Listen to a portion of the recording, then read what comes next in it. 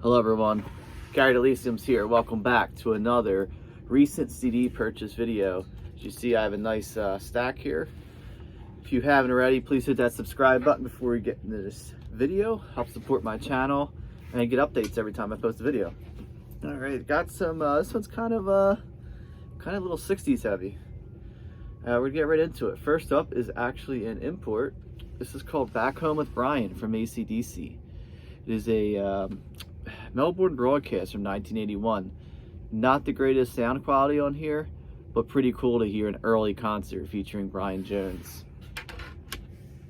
Next up is a compilation I did not own from Aerosmith. I know this has been around for at least 20 years. I've never actually picked it up. This is called Young Lust, the very best of Aerosmith. Basically, this is Aerosmith from the Geffen years, 2-disc set. Next up, I picked this up. Thought I had this, but I actually didn't. I'm No Angel by Greg Allman, under the name the Greg Allman Band from 1987. I'm No Angel was a huge hit when it came out back in the late 80s. Next we have is one of the Beach Boys twofer. This is Beach Boys Concert with Live in London. So if you open the booklet there's the cover for Live in London. Altogether 27 tracks.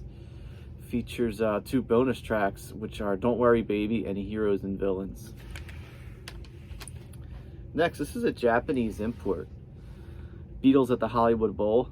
I know the 8 Days a Week CD that was released features basically all the tracks on here. However, this was released on vinyl, and I want to say 1977, but not actually released on CD. So this is a pretty cool Japanese import. Glad to have it in my collection. Beatles are my favorite band of all time, so cool to have that there. Next up, Cheap Trick, All Shook Up. This was the follow-up to Dream Police in 1980. Never actually owned this before. I listened to it. It wasn't half bad. Definitely not one of my favorite Cheap Trick CDs by far, but I'll probably revisit this a couple times, get a little more familiar with it. Next we have Dr. John with Dr. John's Gumbo. In my opinion, this is Dr. John's probably, well, I'm going to say my second favorite album by Dr. John, because I wouldn't really rank all his albums. My favorite would be Gris Gris the Night Tripper. Opens up with Eco Eco, which is a great song. Just really cool, fun, down south New Orleans type music. Next up is another CD that's been around for, I want to say, at least 20 years, 19 years. I remember the commercial for this being played all the time. They had a hit with Hole in the World. This is the Eagles, the very best of 2-disc set. Features a very nice thick booklet there with an essay in it, a lot of photos. I believe it was Don Henley and Glenn Frey actually wrote most of the essay. Again, I own the Eagles Greatest Hits Volume 1 and Volume 2 and all of the studio albums. Eagles were a big fan of the Eagles. I mean, this one I put off for, like I said, 19 years. Just never really picked it up. So super cheap. Finally picked it up. Glad to have it in my collection. Next this is called Machine Gun. This is the Fillmore East first show from New Year's Eve 1969 going into 1970 by Jimi Hendrix. This is obviously the iconic shows which will be released as Band of Gypsies, but this is the complete first show. Features 11 tracks: Power of Soul, Loverman, Hear My Train A-Comin', Changes, Isabella, Machine Gun, Stop, Easy Rider, Bleeding Heart, Earth Blues, and Burning Desire. So as you know, none of his really famous hit songs that would be featured with the Experience are on here.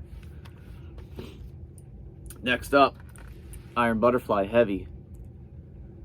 This will be followed up by In-A-Gadda-Da-Vida. Obviously their claim to fame, their most famous album, famous song. This is a really cool heavy album, very rare because it was released in January of 1968, so kind of rare to be this heavy back then. And then, as you didn't notice yet, I did alphabetize everything already, so I can put it back in my collection when this video is over. Another one from Iron Butterfly. This is Iron Butterfly Live. I don't remember actually seeing this on CD. Obviously it's made on CD, but I always saw the vinyl around. I own the vinyl. So I'm glad to finally pick the CD up. It does close with a 19-minute live version of In-A-Gadda-Da-Vida. Next, another live one from the 60s. Jefferson Airplane. This is called Sweeping Up the Spotlight, the Fillmore East in 1969. Really cool set list, closer to Woodstock. It's got a lot of the later stuff like Volunteers, Good Shepherd, Uncle Sam's Blues, which would obviously go on to be a Hot Tuna song. Just a really cool jamming on this album. A lot of songs are like, 10 minutes, 10 minutes long. Again, this wasn't, well, I did say from the 60s, this is a show from the 60s, but wasn't released on CD until 2007.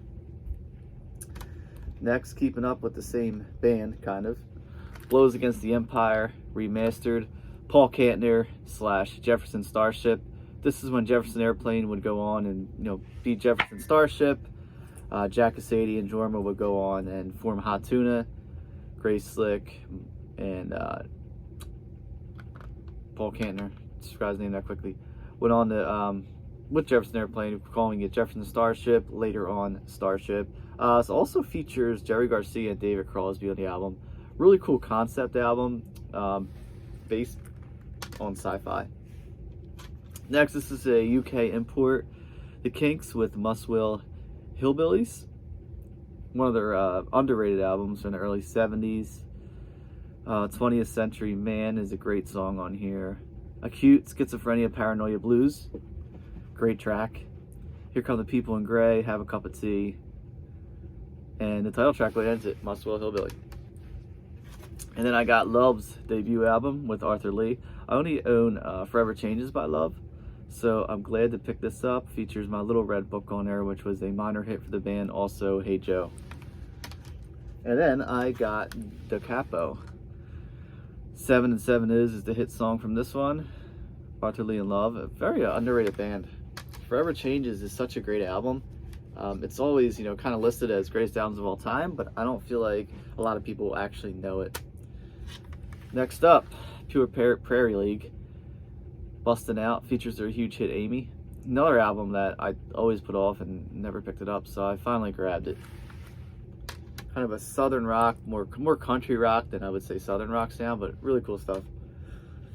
Next up, some more psychedelic 60s stuff. This is Quicksilver Messenger Service, Fillmore Auditorium, February 5th, 1967. 2-disc set, basically just psychedelic blues. Features a cover of Susie Q, Smokestack Lightning on here, Dino's song, What You Know, Babe, I'm Gonna Leave You, Hoochie Coochie Man, Stand By Me, and their great signature song, Pride of Man. Next up, this is an official, official, non-official bootleg, LA Connection and Rolling Stones 2-disc set. This is pretty rare to find. This isn't even listed on Discogs that I could find. If anyone has seen this on Discogs, please drop a link in the comments, because I would really like to add this to my collection in Discogs.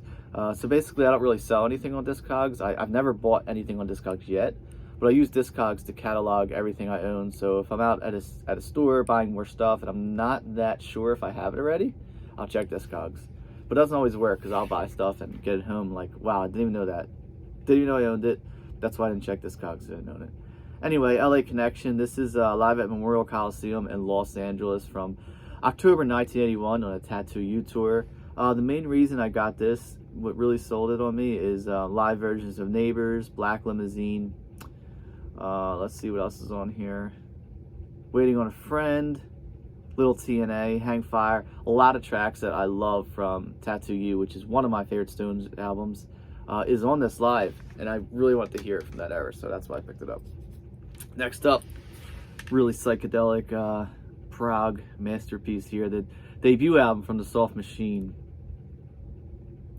So yeah, I was listening to this yesterday, and I don't think I was in the right mind frame yet to listen to this, but really cool stuff, very before its time, very out there, but yeah, very psychedelic. And obviously, Soft Machine would go on to be this giant prog rock band. This is hints of prog, more psychedelic, but you can hear where they're going. Next up, Nella, Fudge, Renaissance. This is released on Sunday's Records. I only own the debut album from Nella, Fudge, who obviously just do an amazing job with covering songs and just expand them to their psychedelic, make them psychedelic masterpieces. There is a cover of Season of the Witch on here, which is actually my favorite Donovan song. These guys do it justice. Again, they rearrange the song, it just sounds amazing. Next, I got The Ultimate Yes. This is the 35th anniversary collection, 3-disc set. Main reason I got this, it really sold it, was, well, first, I don't actually own a Greatest Hits compilation by Yes. But disc 3 has acoustic versions of Roundabout, South Side of the Sky, Australia, and then there's they're all previously unissued, the 3rd CD. So that was basically what really sold me on it. So let me just take this out real quick. This booklet, which is really cool here, shows the discography up to the point, but it folds out to this really cool poster. Yes, 35. Sorry about the glare. I mean, I would love to hang the poster up, but you know, you got to keep it with the CD. So there's that.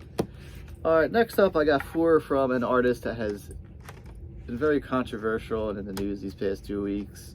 I just want to say, I don't agree with every musician's point of view. I listen to their music. Now, just because someone spoke up about something, whether I agree with it or not, doesn't mean I'm going to start listening to their music or stop listening to their music. So I'm talking about Neil Young. I'm a big fan of Neil Young's music, so I found some of his kind of harder stuff to find from the 80s, even though it was not a good time for Neil. But I have a Neil Young collection growing, and I do like his music no matter what his opinions are. So here's the first one. This is Trans. This is from 1982. Very 80s sounding album. Does a cover, not a cover, but he redoes Mr. Soul and kind of a techno robotic vibe to it. And then the follow up, this is Everybody's Rockin'. So I like a hate-love relationship with the album cover. I like the album cover, but at the same time, it's like, it's not Neil, it's not something he would do, and it just kind of looks odd like that. But overall, I think it is a cool album cover, cool concept, because I'm a fan of like 50s rockabilly music. And then I got Landing on Water. Kind of basic, boring looking album cover. Not that good of an album. I actually did own this before. I think when I was younger, teenager, whatever. And then I got the live album Road Rock. I thought I owned this, but it turns out I didn't. So this is a really cool album. It does feature Chrissie Hynde from Pretenders on All Along the Watchtower. It's got a 10-minute version of Tonight's the Night. There's a lot of jamming on this. 11-minute version of Words. 18-minute version of Cowgirl on the Sand, which opens it. So whatever Neil's opinions are or how he wants to think is his own thing. I still like his music, and I'm still gonna listen to his music. Next up, Woodstock 2 Remastered. This is the 2-disc set. Actually was a 4-album vinyl when it was released. Basically just a compilation of different stuff from Woodstock. This one's heavy on Jimi Hendrix with the first 3 tracks. Jefferson Airplane's on here. Paul Butterfield Blues Band. Joan Baez, Crosby, Stills, Nash & Young, Melanie Mountain, Canned Heat are the artists that are featured on this. So obviously, since it's called Woodstock 2, there was a Woodstock live album, which is not called Woodstock 1, I think it was just called Woodstock. That's all the CDs I got. I did pick up on DVD. I'm going to show it. This is Raising Hell by Iron Maiden. This was recorded during their 1993 tour, right before Bruce Dickinson would leave the band. Basically, the Fear the Dark tour. 2000 DVD release. As you can see, it looks a little old there. Not old, but a little vintage DVD case. You know, DVDs haven't been around that long, probably about 25 years. 17 tracks on here, cool set list. Basically, like I said, this is similar to the Live at Donington CD set list, I want to say. Not really sure where this is actually. Says tapes live at Pinewood Studios, London.